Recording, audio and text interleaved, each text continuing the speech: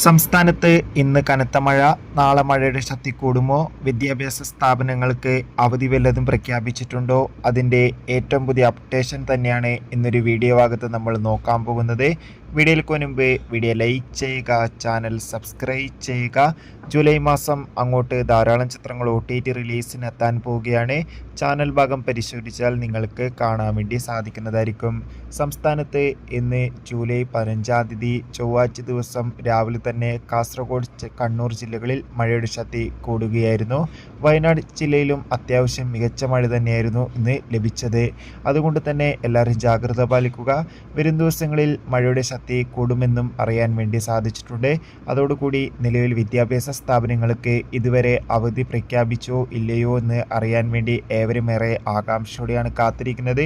നിലവിൽ വിദ്യാഭ്യാസ സ്ഥാപനങ്ങൾക്ക് ഇതുവരെ അവധി പ്രഖ്യാപിച്ചിട്ടില്ല. എന്തായാലും മഴയുടെ ശക്തി കൂടും. ഇനി മഴ കാരണം അവധി ലഭിച്ചാൽ ആ ഒരു അപ്ഡേഷൻ നമ്മുടെ ചാനൽ ഭാഗത്തിലൂടെ നിങ്ങൾക്ക് എത്തിക്കുന്നതായിരിക്കും.